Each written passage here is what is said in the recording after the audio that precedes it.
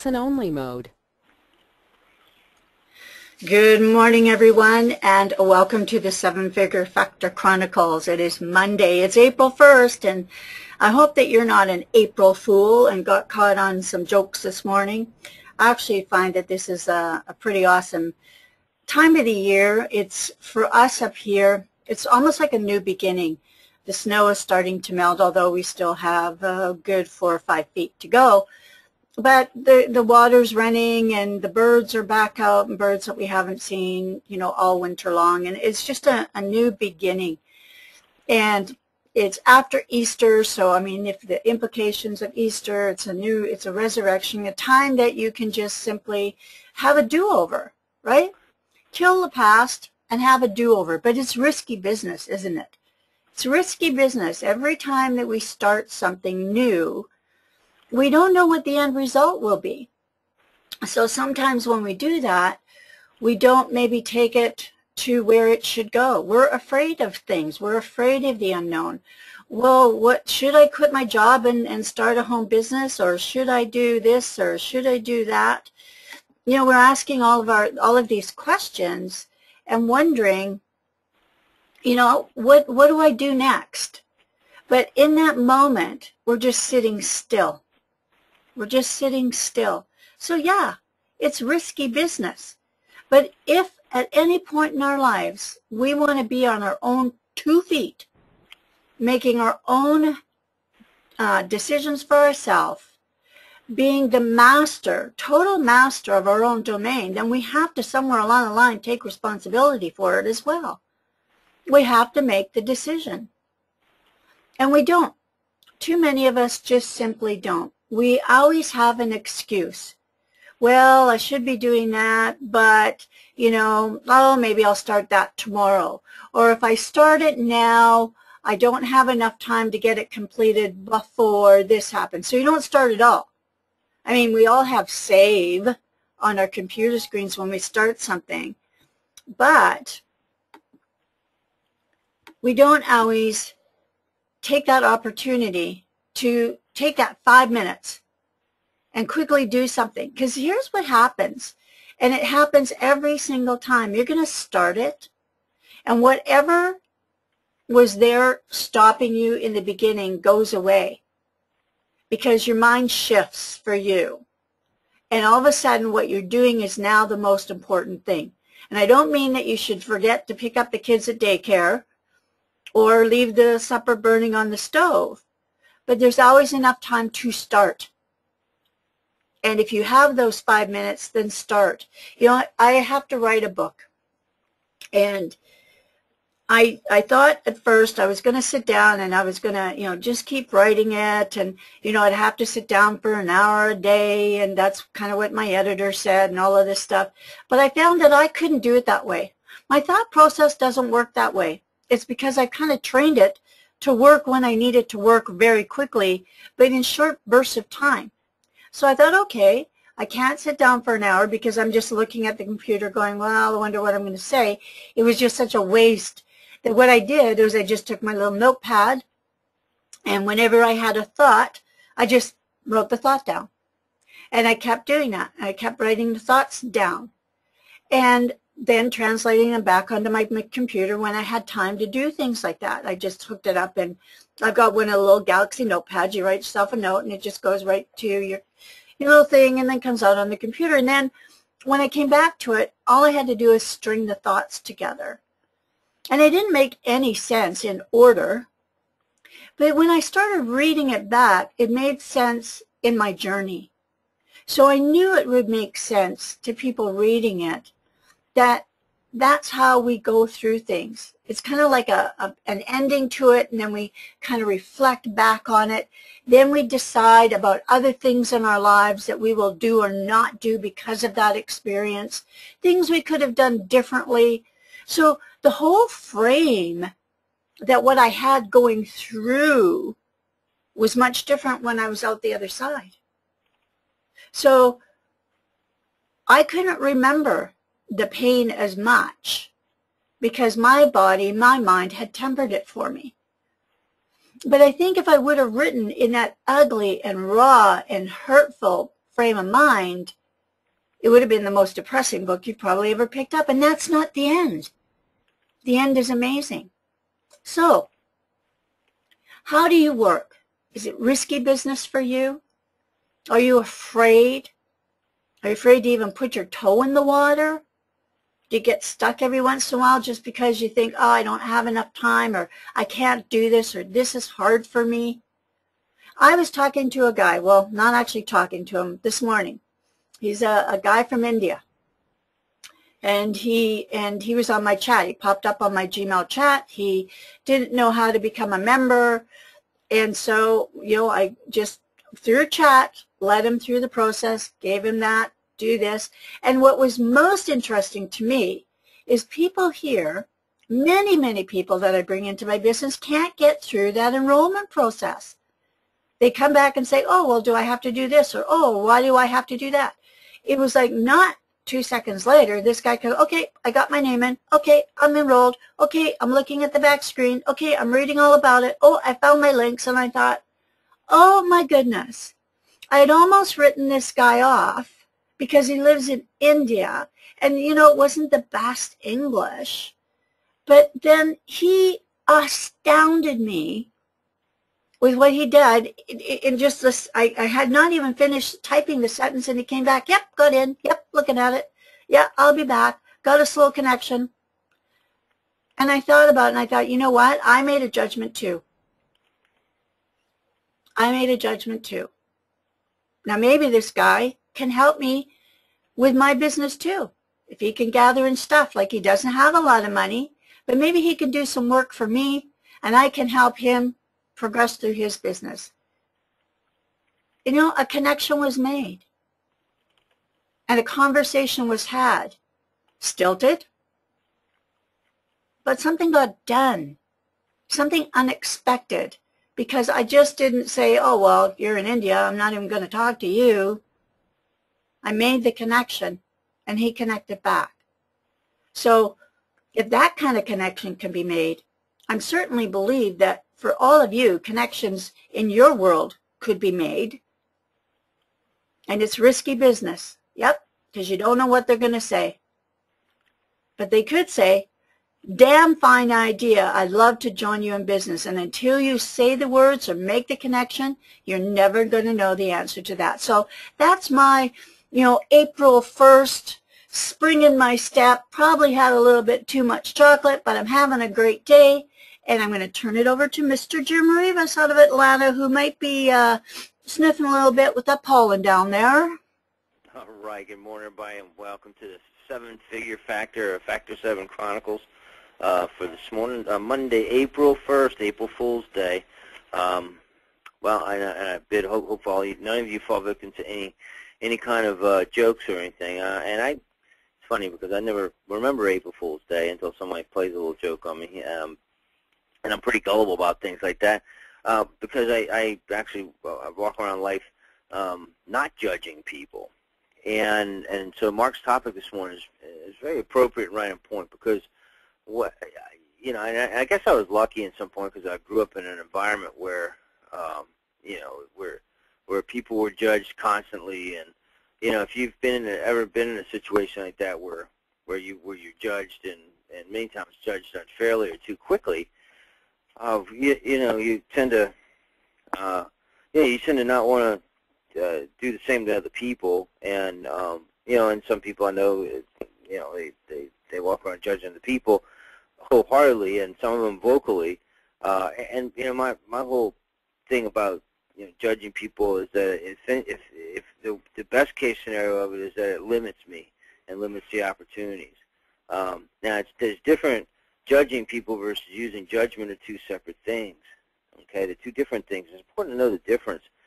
If you prejudge someone, because like in Mark's case, this new guy who popped up, in our community here from India, been easy to just write him off. He's in India, he's a young guy, doesn't have any money, blah blah, and I would judge him, right? That could have been disastrous because, I'm with Mark, she met somebody, there was a connection there, there was opportunity there. So, something necessary is going to happen? No, but this is how opportunity happens. And I got to tell you, if you're engaged properly in the game, you have your OSP meter sensors on full steam. That's your opportunity-seeking perception. You're always open and looking for these kinds of connections. Because we never know where a connection with a person's going to lead, what doors it's going to open. We don't know, even if it's somebody we already know, what doors they can open. We think we know, but we don't know, because we generally all live in a world where we're taught to judge and compartmentalize, if you will, stick everything in nice, neat little places, and that way we don't have to actually think about things, right? If everything's been prejudged, predetermined, and we just have to plug into one of the flavors of the lollipop, so to speak, well then, we don't have to think. Hey, we can watch some daytime TV if we want, or nighttime soap operas, or what, reality TV, or whatever. But the bottom line is, if you're going to be successful, you're not going to be part of that crowd. You're going to actually exercise that muscle called your brain, and you're going to not judge people. You're going to proceed with judgment, which means be open to all possibilities, and then of course you have to use judgment. You meet somebody new on the net, you hit it off, get a connection, and they turn around, they want they want your social security number and your personal information, or to borrow money from you all. Well, your judgment dictates that you won't necessarily do that, but that doesn't mean you can't provide opportunity, and unless you find out if someone's for real. But I found that by not prejudging people and situations, I've simply expanded my opportunity, my horizons, and in some specific cases have gotten opportunity where many other people would have passed, would have never seen those windows open, because they would have prejudged a person or a situation too quickly. And as a result, then, and actually in these cases were, oh, well, that, I guess, we missed that on-ramp. Yes, you did. You did, because why? You missed the on-ramp because you're too busy thinking about how what you were doing didn't fit the nice, tight protocol you were taught in life about, everything. When you look at the, for example, and this is a little bit of a tangent here, but I noticed there was an article I came across over the weekend, where they were talking about colleges and how colleges are now rated based on how effectively they stamp out, how they produce little soldier workers for, for the economy. And now they want to take that, the same standards that many of them have taught in college down into the high school levels with this Common Core teaching. And what it reminds me is, hey, they're just, trying to create dumbed-down, useful idiots, people to do the jobs, right?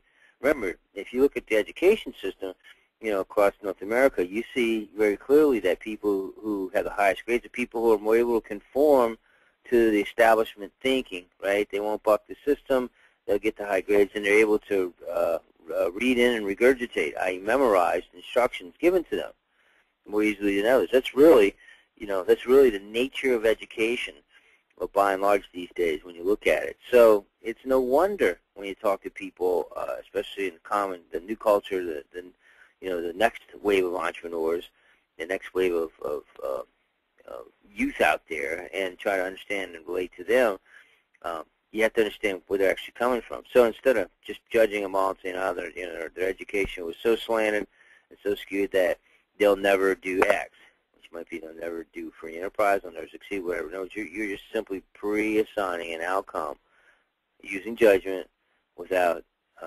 using proper judgment. Right now, and a couple of, I can just think that more. I can just as soon as I start thinking about this topic, more and more examples of this pops up. I mean, always. I think it really comes. When you start limiting and you start judging people, my experience also with people who spend a lot of time in judgment of others has to do with how they feel about themselves. Right? So if you don't feel 100% about yourself, well, a lot of people who run around judging people or trying to bring the other people down in their mind to make themselves feel better, which, by the way, is the easier of the two things to do. It's not the one that's going to ever make you feel truly good about yourself. I mean, nothing like a little achievement, right? Nothing like a little, success on something to get some momentum going. And, each of us actually has control over that, and we all have the opportunity to do that. I don't care what anybody says. I truly believe this, because it comes down to, and this goes right square to Mark's topic this morning, which is risky business. risks, fear, risk abatement. I mean, when you look at business, what do people, hey, what's the risk of the business? Well, if prosperity is your game, what's the risk of not having a business? If you don't have a way to create leverage and a seismic change in your income, prosperity is not going to visit you in your life. It's just the way it is. So obviously, you hope to have, to have the easiest way possible, but it's not going to be without risk. Now that's what I talked about, not the last session before, learning to bet on yourself. See, that's a bet I'll always take. I'll always bet on me. I always have. I've always come out a winner doing that, and investments and just where I put my resource and attention is things that I have my hands in, which is nice. Now that doesn't build a lot of long-term leverage, but we're talking right now short-term, building some sizable cash flow so that we do what? So we can build long-term leverage. Long-term results, what happens as your business matures. Right? It's not a case of, it's what happens when your business is starting, because it just doesn't happen that way. Right? Long-term passive income comes from relationships, time with people exposed to each other, things like that. Okay? So as you sit there today and you're looking at this week, and it's just, now collect, now we're in the fourth month, first quarter of the year is over. What have you done differently? What have you done differently?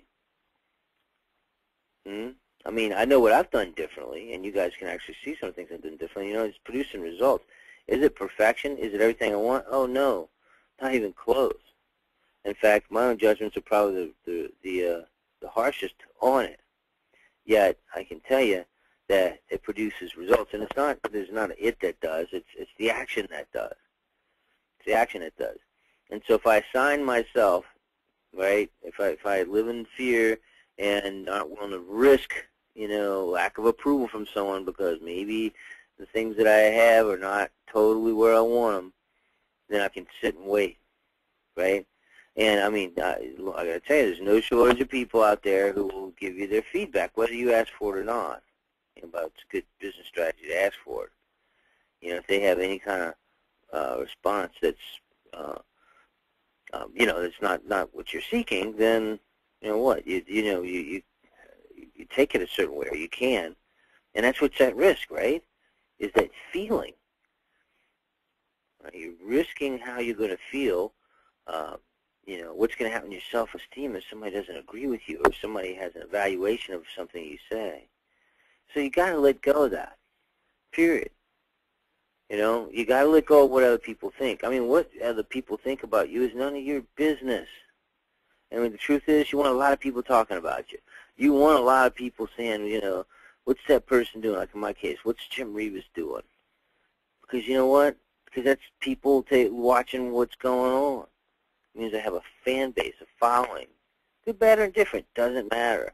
And this is the nature, the future of business and marketing models, quite frankly. Fan base. You get, obviously Facebook sees this, right? Fan page, like buttons, all that. That's, Zuckerberg's been particularly adept at mapping the human social condition to a technology environment with Facebook. He's very good at it. And, the bottom line is, we all live in packs. We live in fan bases and groups. And what you want to be successful is to have a fan base. Whether they agree with you or not, obviously you want more that do, but you're always going to have people who don't agree with you, and there's going to be some vocal ones. You want to have, if you're in online marketing and you don't have somebody out there, talking trash on the internet about you, you just simply haven't done enough yet. That doesn't mean that what they have to say is true, and you'll have, I'm sure you want to have the opportunity, right, to go out there and defend yourself in a public forum. I welcome it and welcomed it. I always will, because I don't really worry about, what somebody else thinks, because there's just no time. My goodness gracious, there's no time. Who's got the time in life to do those kind of things, right? Who actually has the time?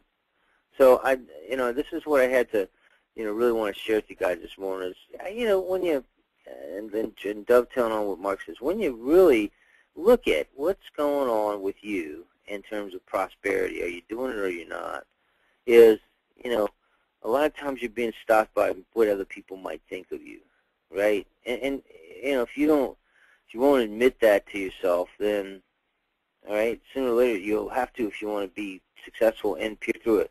See, the greatest success comes from people who seize the opportunities. The greatest opportunity happens when it's the intersection of potential and action.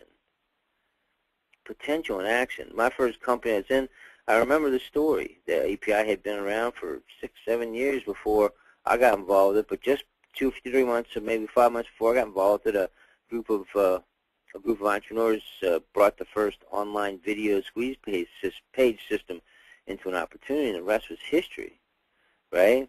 Now, if those guys had said, nope, I'm not going to get involved with this because it doesn't have all the marketing things that I want, well, none of it would have ever happened, right? But no, they actually made their mark because it created something. And they were able to turn around and sell it to the membership and make a ton of money doing it. So, and these are the kind of things that are going to happen when you're not afraid what other people think. When you're on your own mission, when you're executing it daily, you're not going to live and wonder in that. None of us deserve to. None of us deserve to, including you. So that's my thought for you for today. It's a very simple message. It's to really act independently and check today to be sure you're doing that.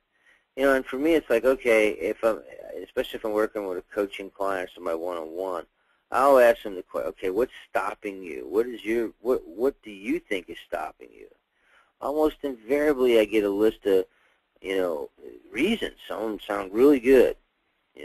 Can't do this until this, that, the other thing. Okay, it sounds all good. But you realize that you're waiting until something happens, with another person when you could be just simply changing the paradigm and owning the market space instead, with your own creativity. Do you ever think of it that way? Well, you can. Everyone here certainly has that opportunity with the JMA. Not that, not that I'm not continuing to develop and bring new technology. I mean, it's never ending with us. And that's just the nature of it. However, my goal is always that people truly duplicate, which was to create their own niches, to create unique marketing channels and unique ways to tell our story, right? And I tell you, the folks who do that in a unique way are the ones who are going to make the most money, and so it all could be you. But you're not going to do it if you're afraid of something or what somebody thinks. So give that up. Remember, nobody died of fear, certainly not social fear. Nobody ever died of a phone call, right? Last time I checked, I've had prospects hang up on me and so forth, but I've never died from picking up the phone and calling one, or been injured, by the way, right? If I allow my ego to get bruised in the process, it's because I chose to let it get bruised. I have choice, right? Just as you do in the matter, you have choice. Choose not to let it hurt, and it won't. It's that simple. So those are my thoughts for you for this Monday. Take that into action. Do an audit every day. At the end of the day, when you say, hey, how much activity did I do? I talked about 10 people today. Or what did I do to create that reality from happening? And you ask for it. And go out and do it. What, you have to ultimately, reconcile yourself with, why are you or are you not doing something, right? And be honest. If it's because of what other people think, well, it's time to peel that thing off the table, because I got news for you. You're going to have a gallery. You're always going to have people agree and disagree with you. It's just the way it is. Go be what it is that you want to be, and take that person to action. That's the do set. And then ultimately, that's going to dictate what you have in life. It doesn't work any other way than that. So I look forward to you guys and being part of a very busy, full schedule week. We've got, matter of fact, watch out. I'll be updating the marketing sites and everything for Thursday night's part three, which is the final of the Vampire Series calls. I am going to be posting. Right now, we do have, you go to wisdom2-0.com. The 2 videos from part 1 and part 2 are there. I am getting ready to release a 3rd video for that, which will, the idea of that video is just to complete some stuff we ran out of time doing Thursday night, which is more technical, numbers, if you will, about compensation plan mechanics and in the context of marketing science. And I'm going to add a supplementary video there. So Thursday night we're not into as much into the nitty gritty as we are to the concepts with proof to back it up. So it's a busy week. You all can make as much money as you want. It's just get out there and do it. Get out there and talk to people. Look forward to having you there. You guys make it a great week. This is Jim Reeves from Atlanta signing off.